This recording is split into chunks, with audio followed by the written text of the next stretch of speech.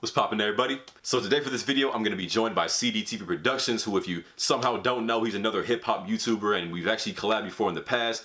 And in honor of Igor dropping, we're going to be talking about our favorite songs from every Tyler, the Creator album. And there's really not much else to introduce, so let's just jump into it.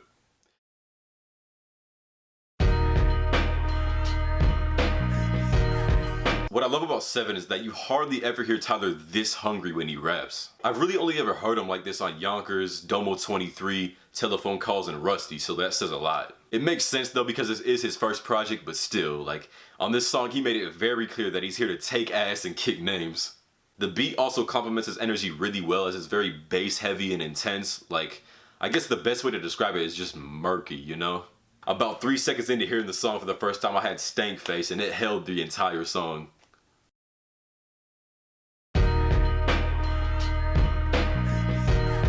Man, I really wish more one-on-one collabs between Tyler and Earl existed. I've loved every song they've made together, and this song with that wonderful title is no exception. This track is them just going back and forth, saying the most normal and socially acceptable things, as they do best, with some great flows and really smooth rhyme schemes from both of them, especially Earl. I don't think anyone would deny that Earl is the better rhymer out of the two. Some of his assonance on here is crazy. I like the small touches to the song as well, such as the beat changing up a little bit depending on whether it's Tyler or Earl rapping.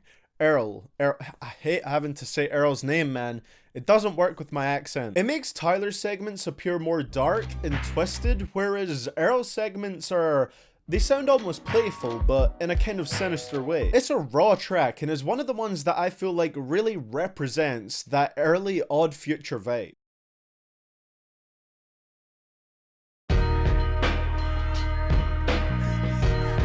Anytime Frank and Tyler get together on a song, it comes out amazing, and she made that clear from day one. I like how the song is about this like weird little love triangle where it's about a girl and Frank is the guy that the girl's actually interested in, and then Tyler takes on the role of a stalker, and it's unique subject matter. Frank absolutely kills the hook, which is no surprise, you know, giving the song a lot of replay value, and it's something I can still bump to this day.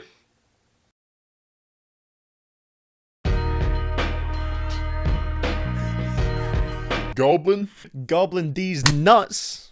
I'm sorry for putting that in your video, Isaiah. If there's one thing Tyler has a knack for, it's making intros that set up the themes and tone of his album perfectly. A lot changed for him between Bastard and this album, and he addresses a couple of the positives that came with that, but mainly talks about the negative. It's very stripped down in terms of its production, but Tyler's raspy voice carries it, along with Tyler's comments about people only focusing on the purposely depraved aspects of his music, which kind of foreshadowed the lyrical content of this album. You know, he was just gonna go even further with it just to annoy those people. And then there was also his comments on his growing fame and his thoughts on things like real hip-hop. I don't think I'd say it topped the Bastard intro. As Tyler referenced on here, that would be a hard thing to do, but it came damn near close and resulted in the highlight from Goblin for me. The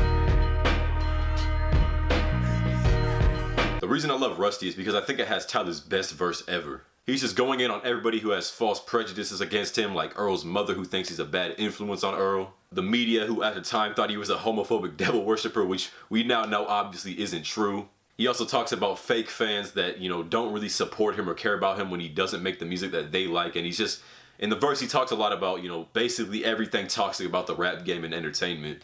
It's definitely a lot to analyze, but I'm assuming everyone watching this video has heard it, so I'm not going to really do that just because it would be kind of a waste of time because we've all heard it, I'm guessing. But if you're watching this video and for some reason haven't heard this song, just stop what you're doing and listen to it because it's an amazing song. I also really like Domo and Earl's verse just because Domo comes in with a lot of energy on the hook and his verse, and it sets up Tyler's verse really nicely, and then Earl's is more kind of laid back and bleak, but it was a pretty good way to end the track.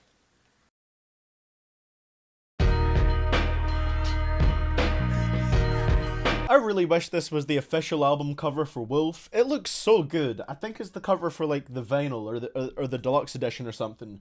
But I wish it was the main one. So this whole song is about Tyler wanting to call specific people that used to be a part of his life and hoping that they're gonna answer, and this leads to some pretty revealing moments. The most hard-hitting one is the first verse, where Tyler addresses his dad, who he never knew and who he grew up without. As you can tell by the name of his first mixtape, this was a big topic on a lot of his earlier music. He pretty much spends the whole verse going in on his dad and throwing insults at him, just letting his emotions spill. But at the end of the verse, he admits that if he were to call his dad, deep down he hopes that his dad answers so that him and Tyler can just talk. Towards the end of the second verse, he addresses wanting to call his grandma, but he knows that's something he can't do because she passed away very close to when this album was released. It's a phenomenal song with really wistful production, and in my opinion is one of Tyler's all-time best tracks.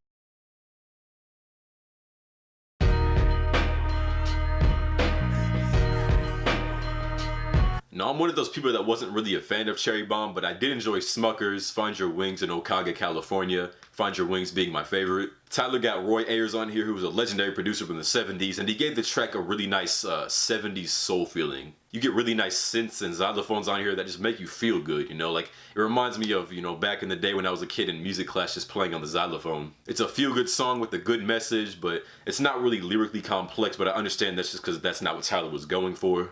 Tyler also enlists the help of Sid and Kali Uchis, who both have really great singing voices, and the whole track comes together elegantly. That's probably the best word to describe this song, honestly.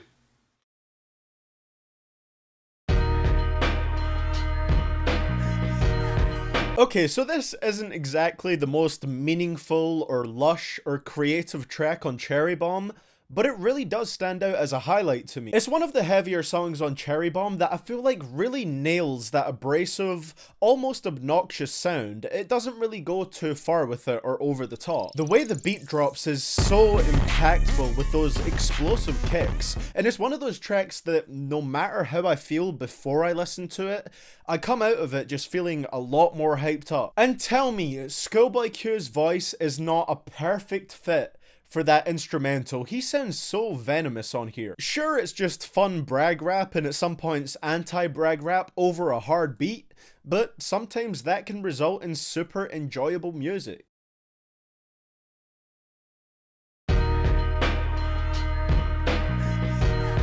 With Where This Flower Blooms, we get another amazing collab between Frank and Tyler. And what I love about this song is that the first verse is Tyler just talking about back when he was broke before he made it, sleeping on his grandmother's floor and hiding from bill collectors.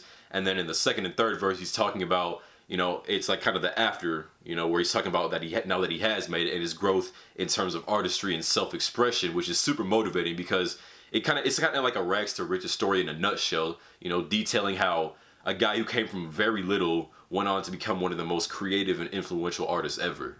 We got Frank on the hook, and no surprise, he does an amazing job. I also love how hard the beat comes in during the bridge performed by Tyler, and overall, it's just a super uplifting song with an amazing beat, amazing hook, and great verses from Tyler. It's definitely one of his best songs ever, and my favorite from Flower Boy, which says a lot because of how amazing of an album Flower Boy was.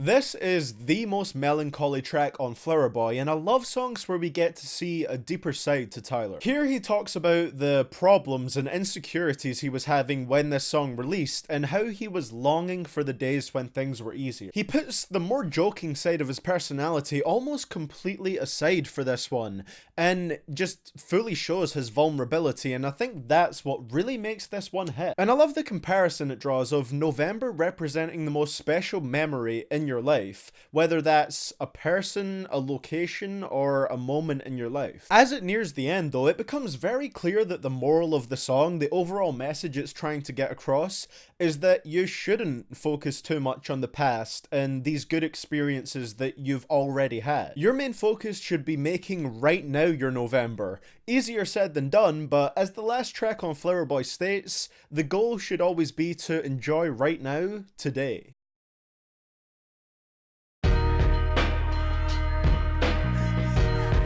Now, Igor only came out about 4 days ago, so my favorite song from it is probably going to change after some time. Like in a week or two, it's probably going to be Igor's theme or Are We Still Friends, but at the moment, it's Earfquake. I gotta say, it's the catchiest song I've heard in a long minute. Like, I've been singing it in my head for the past couple days and I just can't get it out. I gotta get that out! And lyrically, there's not much to talk about because 75% of the lyrics are just, you make my earthquake, but that's how most catchy songs work. And unlike a lot of people, I actually like Playboi Carti's part, you know, just cause, well, he's still talking about the same dumb things he always talks about, but I think his cadence works really well with the song. People just hating cause it's Carti, but I don't mind. The beat for the song is also amazing, and I love how the bass hits right when the hook does, and it makes the whole song sound really grand, and the whole album is, honestly.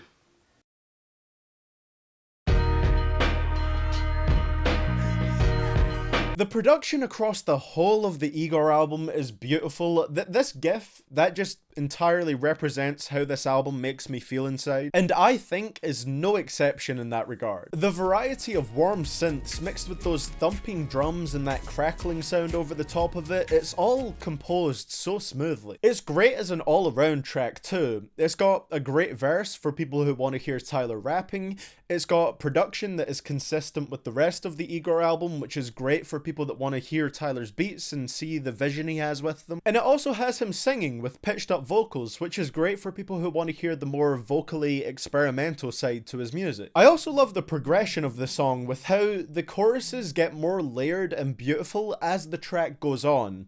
And that bridge before the last chorus is exquisite. I think it's safe to say I love this song a lot, and as things are currently, it is my favorite song from Igor. Alright y'all, that is gonna be it for this video. If you enjoyed, hit that like button and subscribe to me and CDTV if you haven't. I'll leave the link to his channel in the description and also in the pinned comment. And also while you're done in the description, make sure to follow me on my Instagram and Twitter. And as always, this has been Isaiah the Player, and I'm gone.